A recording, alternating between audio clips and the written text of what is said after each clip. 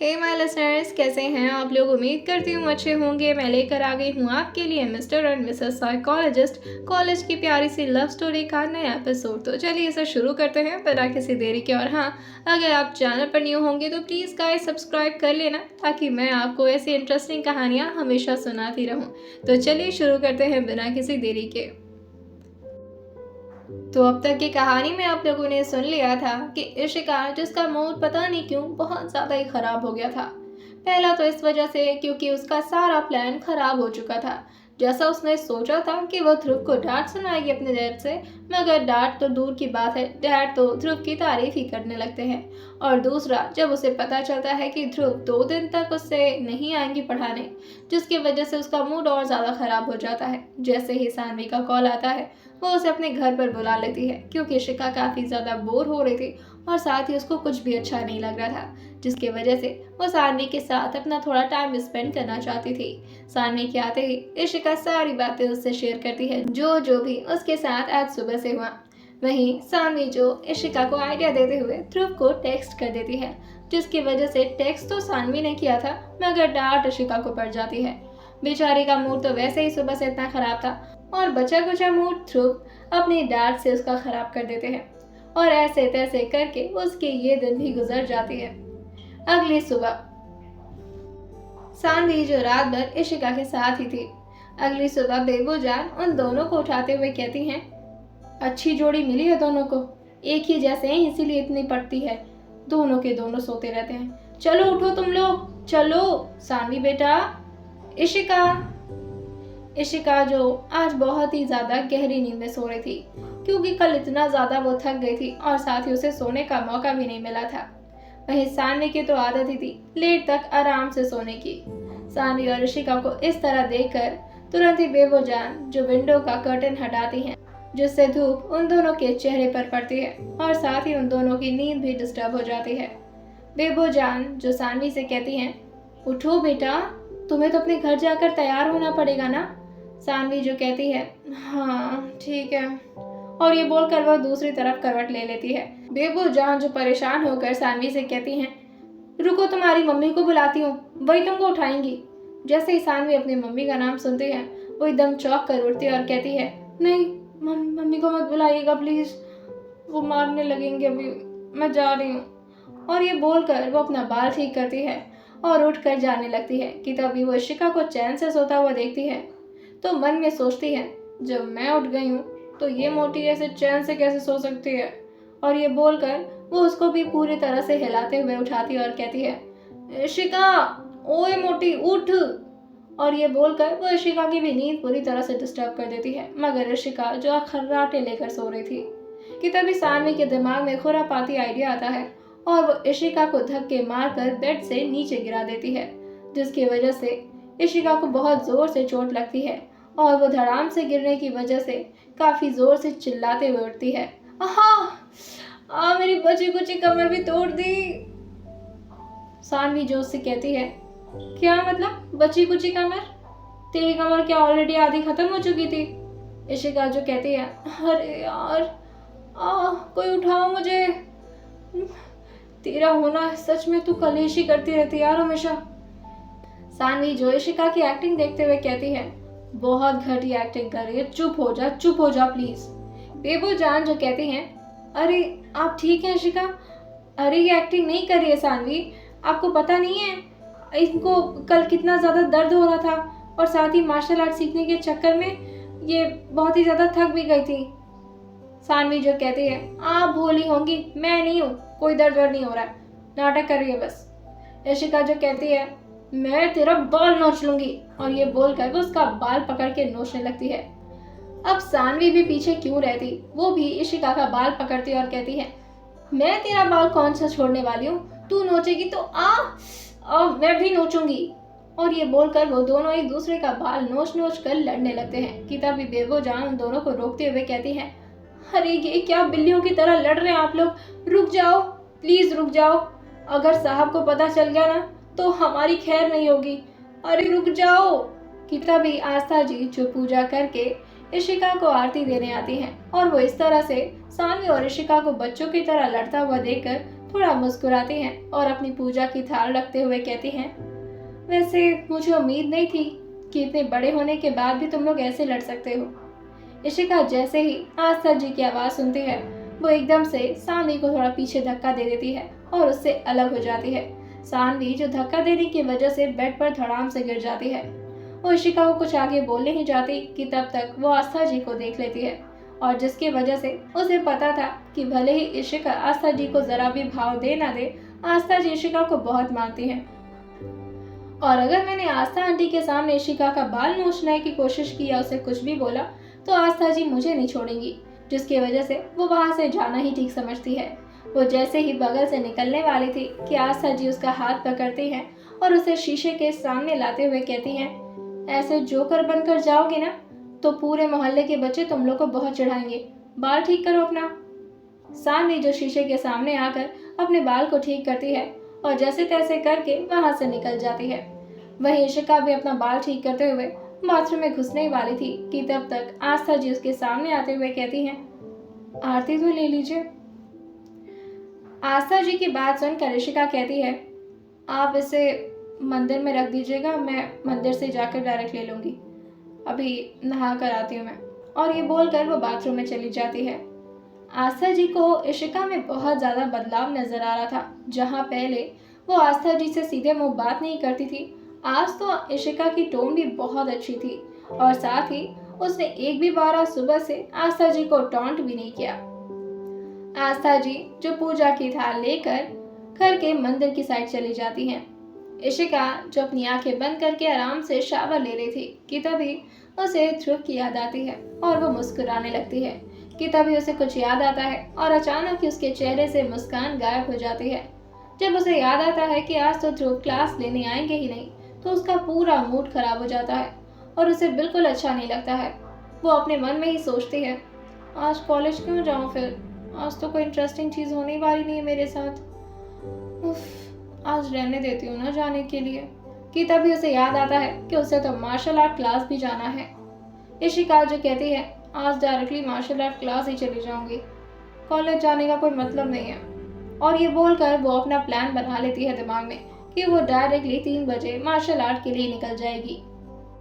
इशिका जो यही सब सोचते सोचते खुश हो रही थी कि उसे आज कॉलेज नहीं जाना पड़ेगा और वो फिर से आराम से अपने बेड को हक करके सो पाएगी, क्योंकि उसे बेड पर अपना टाइम बिताना बहुत पसंद था और सोना तो उसका फेवरेट था।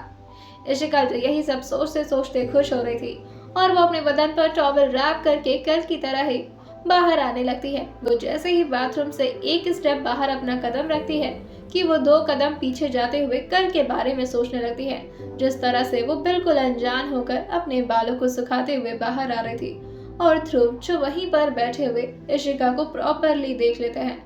इशिका को इस बात को सोच सोच कर ही बहुत अजीब लग रहा था। जितना वो कल नहीं शर्माई उससे ज्यादा आज उसे शर्म आ रही थी और साथ ही वो अपने चेहरे को खुद से छुपाते हुए कहती है, पता नहीं क्या हो गया मुझे, कितना सोच रही उनके बारे में। वैसे मुझे कोई फर्क नहीं पड़ता है, लेकिन कहीं ऐसा ना हो कि कल की तरह आज भी वो वहीं पर बैठे रहें और मैं फिर से नहीं नहीं नहीं, आज थोड़ी ना बैठे रहेंगे, लेकिन इस बार ना संभल कर जाना चाहिए। हाँ। और ये बोलकर वो इधर उधर अपने रूम के पहले चारों तरफ देख लेती है और पूरी तरह से जब गेट खोलती है तो धीरे धीरे कदम रखते हुए अपने वार्डरोब से जल्दी से कपड़े निकालती है और जाकर उसे ड्रेसिंग रूम में चेंज करने लगती है। उसका ड्रेसिंग रूम उसके रूम से ही कनेक्टेड था। बेबो जान जो इशिका के दरवाजे पर नॉक नॉक करती हैं कि तभी इशिका जो चिल्लाते हुए कहती है, कौन है? इशिका को लगा था कि कहीं ऐसा ना हो कि कल की तरह आज भी वही सिनेरियो बन जाए और नॉक नॉक करते हुए जो बेबो जान को वो समझ रही थी वो बेबो जान नहीं बल्कि फिर से ध्रुव सर निकले। इशिका जो कहती है, रुक जाइए मैं कपड़े चेंज कर रही हूँ। बेबो जान जो कहती है, अरे हम हैं बेबो जान। इशिका जो अपने सिर पर थोड़ा मारते हुए कहती है, मैं भी क्या क्या सोच रही हूँ, वो थोड़ी ना आएंगे इस टाइम। हाँ आ जाइए। बचपन से इशिका बेबो जान के सामने ही कपड़े चेंज किया करती थी, इसीलिए उसे जरा भी ऑकवर्ड नहीं लगता था उनके सामने कपड़े चेंज करने में। इशिका जो पूरी तरह से अपने कपड़े को पहन भी लेती है कि तभी बेबो जान उसके सामने आते हुए कहती हैं, हमने आपका ब्रेकफास्ट तैयार कर दिया है और चलिए जल्दी से आप ब्रेकफास्ट कर लीजिए। और फिर कि तभी वो इशिका को देखती है। इशिका जो घर के कपड़ों में थे। बेबोजान से वो कहती है, आज आपकी इशिका जी बिल्कुल कॉलेज जाने के मूड में नहीं है। बेबोजान जो इशिका से कहती हैं, क्यों, आज छुट्टी है आपके कॉलेज की? इशिका जो कहती है, नहीं बेबोजान छुट्टी नहीं है, बस आज मन नहीं करा जाने का, और वैसे भी आज कोई इंपॉर्टेंट क्लास भी नहीं है, तो बस बाद में जाऊंगी जब मार्शल आर्ट का टाइम होगा। बेबोजान जो इशिका से कहती हैं, अरे पर विक्रम सर तो आपको डांट लगाएंगे फिर। इशिका जो कहती है, डैड मुझे नहीं डांटेंगे, बस आप उनसे बोल दीजिएगा कि मेरी तबीयत ठीक नहीं लग रही थी तो मैं नहीं गई। इशिका की बात सुनकर बेबोजान जो कहती हैं, आपको पता है ना हमको झूठ बोलने में कितनी दिक्कत होती है। इशिका जो कहती है, मेरे लिए थोड़ा सा झूठ भी नहीं बोल सकती हैं आप?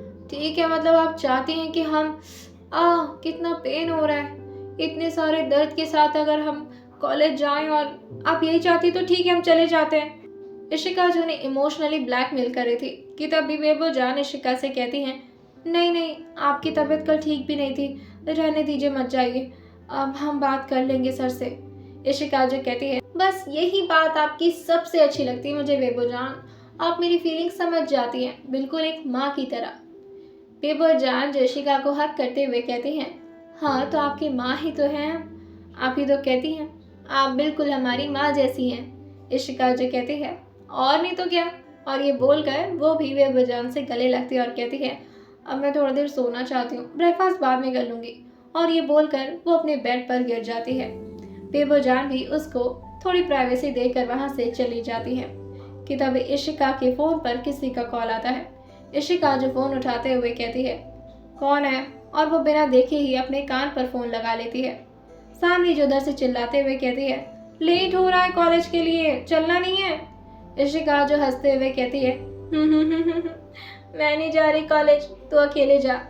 सानवी जो कहती है, नहीं यार तेरे बिना कॉलेज में अच्छा नहीं लगता मुझे, तू भी चल।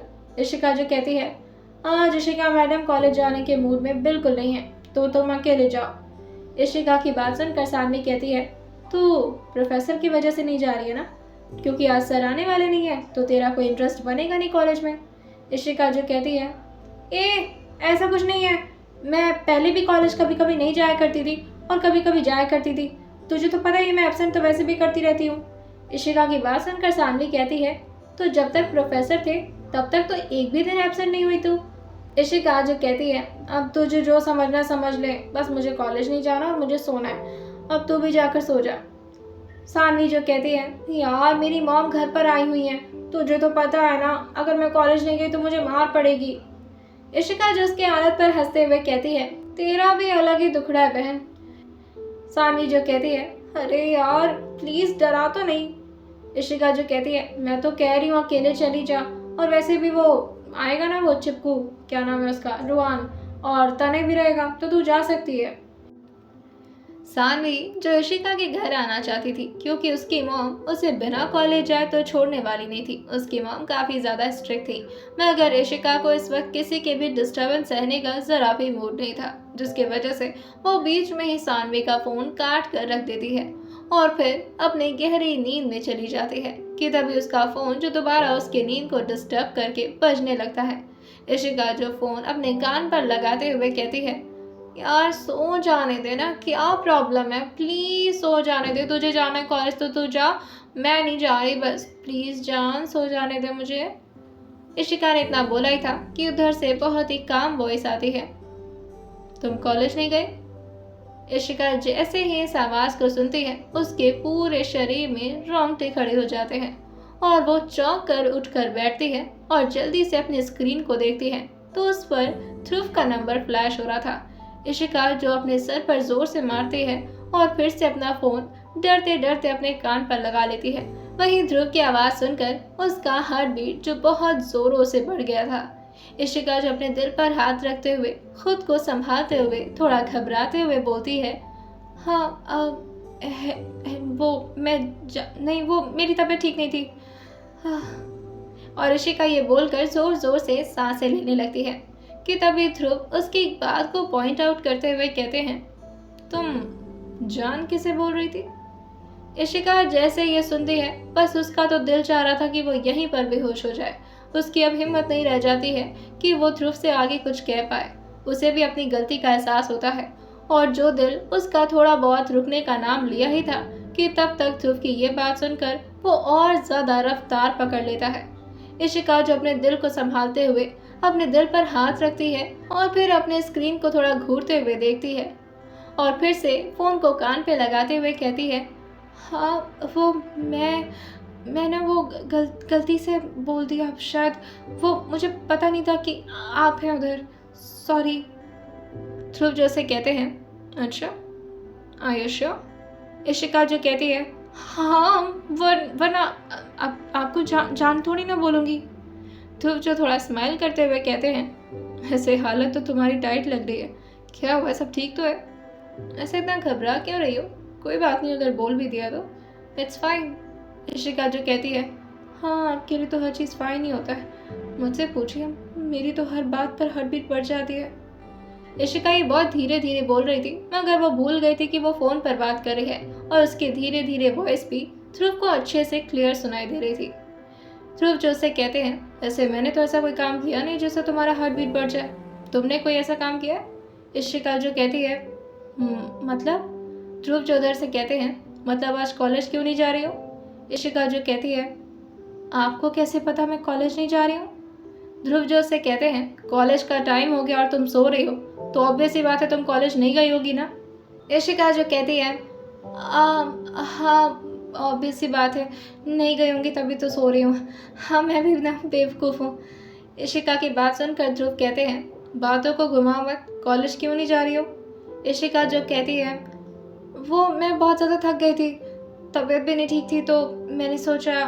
ध्रुव जो से बीच में इंटरप्ट करते हुए कहते हैं, आई नो कि ये सारे तुम्हारे एक्सक्यूजेस हैं, मैं कॉलेज नहीं आया इसलिए नहीं आ रही हूँ। इशिका जो ये सुनती है तो उसके दिल में अजीब सी बेचैनी उठने लगती है और साथ ही ये बात सुनकर उसके पेट में तितलियाँ उड़ने लगती हैं। इशिका जो थोड़ा ब्लश करते हुए अपने बालों को पीछे करती है और कहती है, वैसे ऐसा भी नहीं है, इतनी भी इम्पोर्टेंस मैं आपको देती नहीं हूँ जितना आप खुद को देने लगते हैं। इशिका जो बड़े इतराते हुए बात कर रही थी कि तभी ध्रुव उससे कहते हैं, आई डोंट केयर, तुम कॉलेज जा रही हो तो मतलब जा रही हो। इशिका जो अपने कानों से फोन को थोड़ी दूर पर करते हुए कहती है, अजीब इंसान है, एक पल के लिए इतना सॉफ्टली बात करते हैं कि मैं इतना फ्रैंक हो जाती हूँ और दूसरे ही पल फिर से रूट प्रोफेसर बन जाते हैं। ध्रुव जो इशिका से कहते हैं, बाद में सोचना समझना, जल्दी से जाओ, तैयार हो और कॉलेज के लिए निकलो। और हाँ, मेरे पीरियड में टाइम वेस्ट मत करना, चुपचाप से बैठकर सारी चीज़ें रिवाइज करना। इशिका जो कहती है, okay sir. Ishika phone cut करती ही कि उससे पहले ध्रुव उससे कहते हैं, और हाँ, कॉलेज पहुंचकर वीडियो कॉल करोगी तुम मुझे। इशिका जो कहती है, वो क्यों? ध्रुव जो उससे कहते हैं, मुझे तुम पर थोड़ा सा भी ट्रस्ट नहीं है, कहीं तुम फिर सो गई तो? इशिका जो कहती है, हाँ ठीक है। ध्रुव जो कहते हैं, मैं ठीक 20 मिनट बाद तुम्हें कॉल करूंगा, तुम मुझे कॉलेज में मिलनी चाहिए वरना जान लेना तुम। इशिका जो कहती है, ओके, अभी अगर मैं जाऊंगी तैयार होंगी तभी तो जाऊंगी ना। ध्रुव जो से कहते हैं, जल्दी। और ये बोलकर वो फोन कट कर देते हैं। इशिका का अच्छा खासा मूड अब खराब हो चुका था। बेचारी जहाँ इतनी अच्छी प्लानिंग की थी कि वो आराम से मजे से सोएगी, वहीं अब उसे भी सानवी की तरह कॉलेज जबरदस्ती जाना पड़ता है। और इशिका जबरदस्ती बेड से उठती है और धीरे धीरे कदमों से आगे बढ़ते हुए अपने वार्डरोब की तरफ पहुंचती है। इशिका को तो जैसे नशा सा हो रहा था क्योंकि वो ऑलमोस्ट काफी गहरी नींद में पहुंच ही चुकी थी कि तभी उसके सामने जो भी कपड़ा आता है वो उसे लेती है और ड्रेसिंग रूम में जाकर चेंज करके बाहर निकल आती है। इशिका जो बस रैंडमली आज तैयार होकर कॉलेज की तरफ निकल रही थी कि तभी वो रुकते हुए अपने आप को शीशे में देखती है और कहती है, वैसे आज ध्रुव सर तो आने वाले नहीं है, लेकिन उन्हें वीडियो कॉल तो करना है ना, कुछ ढंग का ही पहन लेती यार। खैर छोड़ो, लेट हो रहा है। और ये बोलकर वो अपने होठ पर थोड़ी डार्क कलर की लिपस्टिक लगा लेती है ताकि वो दिखने में थोड़ी अट्रैक्टिव लगे, स्पेशली ध्रुव सर को। और वो अपना फोन और बैग लेकर तुरंत ही कॉलेज के लिए निकल जाती है कि तभी बेबोजान जैसे इशिका को तैयार होकर जाते हुए देखती हैं, वो इशिका को रोकते हुए कहती हैं, आप जा रही हैं कॉलेज? पर क्यों? आपकी तो तबीयत कि तभी इशिका जो बेबोजान को गले लगाते हुए नाटक में ही रोती और कहती है, मत पूछिए मेरे दिल का हाल, बहुत बुरा है। अब आप एक और शब्द बोलेंगी तो मैं यही रो दूंगी। जाने दीजिए, मेरी गाड़ी की चाबी कहाँ है? अच्छा छोड़िए, मैं खुद से नहीं चलाऊंगी आज गाड़ी, ड्राइवर अंकल ही मुझे ले जा पाएंगे। और ये बोलकर वो बेबोजान से कहती है, आप मेरी गाड़ी की चाबी दे दीजिए, नींद आ रही है मुझे।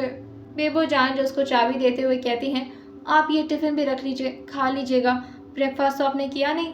इशिका जो कहती है, क्या ही बताऊं, क्या क्या सोचा था और क्या हो गया। और ये बोलकर वो अपने ड्राइवर अंकल से कहती है, अंकल चलिए कॉलेज चलते हैं। और वो कॉलेज के लिए निकल जाती है कि तभी उसे रास्ते में याद आता है कि ध्रुव को वीडियो कॉल भी तो करना था। वो ध्रुव को कॉल करती है, मगर ध्रुव का कॉल बिजी जा रहा था। वो बार बार उनको कॉल करके डिस्टर्ब करने लगती है, क्योंकि जिस तरह से उसकी नींद को ध्रुव ने डिस्टर्ब किया था, भला इशिका क्यों कोई मौका छोड़ती, और वो भी बार बार ध्रुव को कॉल करने लगती है। वहीं ध्रुव जो मीटिंग में बार बार कॉल को डिस्कनेक्ट कर रहे थे, लेकिन यूँ बार बार कॉल आने की वजह से ध्रुव को काफ़ी डिस्टर्बेंस हो रही थी, और साथ ही उनके साथ बैठे मीटिंग में लोगों को भी बार बार यूँ कॉल आता देखकर आपस में वहाँ के बैठे मेंबर्स गॉसिप करने लगते हैं, और ध्रुव को देखकर थोड़ा स्माइल भी पास करने लगते हैं। वहीं ध्रुव का ऑफिशियल असिस्टेंट जो ध्रुव से कहता है, सर उठा लीजिए, पर्सनल होगा, शायद इम्पोर्टेंट भी हो सकता है कॉल। ध्रुव को तो पता ही था कि ये कॉल किसका है, कि तभी वो फ़ोन उठाते हैं तो इशिका थोड़ा ज़ोर से चिल्लाते हुए कहती है, कहाँ थे आप और कब से कॉल किए जा रही थी। वो वीडियो कॉल था जिसकी वजह से उसका ऑडियो स्लो नहीं हो पाता, और उसका ऑडियो डायरेक्टली स्पीकर में था, जिसकी वजह से वहाँ पर बैठे सारे मेंबर्स इतना तो समझ जाते हैं कि यह किसी लड़की की आवाज़ है। ध्रुव जो उसका कॉल रिसीव तो कर लेते हैं, मगर उसको इशारा करके समझाने वाले होते हैं कि वो मीटिंग में है, मगर इशिका कहाँ किसी की सुनने वाली थी। वो लगातार बोले जा रही थी, देख लीजिए, नींद से उठो आकर आप मुझे कॉलेज भेज दिए, और अब मैं जा रही हूँ सिर्फ आपकी वजह से। मैं तो अच्छे से तैयार भी नहीं हो पाए, अभी खुश है ना आप? इशिका जो काफ़ी ज़ोर ज़ोर से बात बोल रही थी, ध्रुव को काफ़ी एम्बैरेसमेंट हो रहा था कि इस तरह से वो मीटिंग के बीच में उस लड़की से बात कर रहे हैं, और वहीं वहाँ के बैठे मेंबर ये समझ रहे थे कि इशिका कोई नॉर्मल लड़की नहीं बल्कि ऑब्वियसली बॉस की गर्लफ्रेंड ही होगी, वरना कोई लड़का इतनी इंपॉर्टेंस क्यों देगा किसी लड़की को। इशिका की बात सुनकर ध्रुव जो थोड़ा स्माइल करते हैं और इशिका से कहते हैं, मैं तुम्हें बाद में कॉल करता हूँ, मैं मीटिंग में हूँ। इशिका जो कहती है, 1 मिनट रुकिए, आप मीटिंग में हैं? ओह सॉरी, मुझे नहीं पता था, मैं लगातार आपको कॉल ही करती रह गई, मुझे तो थोड़ा गुस्सा सा आ रहा था, सॉरी। इशिका की एक एक बातें वहाँ के बैठे सारे मेंबर सुन सुनकर हंस रहे थे, और वहीं ध्रुव को बहुत गुस्सा भी आ रहा था। ध्रुव जो इशिका से कहते हैं, मैंने कहा ना मैं मीटिंग में हूँ, बाद में बात करता हूँ, और ये बोलकर वो तुरंत ही फ़ोन कट कर देते हैं। जैसे ही ध्रुव का फ़ोन कटता है, इशिका के चेहरे पर बड़ी सी स्माइल आ जाती है, और वो अपने बाल को इधर उधर लहराते हुए कहती है, जिस तरह से आपने मुझे परेशान किया, फाइनली मैंने फर्स्ट टाइम आपसे एक बदला तो लिया। इशिका जो खुश होते हुए खुद को ही शाबाशी देते हुए कहती है, वाह इशिका सहगल, वाह क्या टाइमिंग है तेरी, मतलब उतने लोगों के सामने आपको एम्बैरस तो मैंने करवा ही दिया। अब इशिका सहगल की नींद के साथ कोई मजाक करे और इशिका सहगल उसे छोड़ दे, ये पॉसिबल है क्या? ना ना ना, बिल्कुल नहीं। ध्रुव को परेशान करके इशिका का मूड अब पहले से काफ़ी अच्छा हो गया था। आइए जानते हैं आने वाले एपिसोड में और क्या ट्विस्ट आने वाला है, और क्या ध्रुव उसे डांट लगाएंगे इस हरकत की वजह से, और क्या जवाब देंगे वो अपने सारे ऑफिशियल मेंबर को जो उनके साथ मीटिंग में बैठे हुए थे। आइए जानते हैं इसे आने वाले एपिसोड में, और सुनते रहिए mister and Mrs psychologist, college की प्यारी सी लव स्टोरी सिर्फ और सिर्फ स्टोरी विद सौम्या के साथ।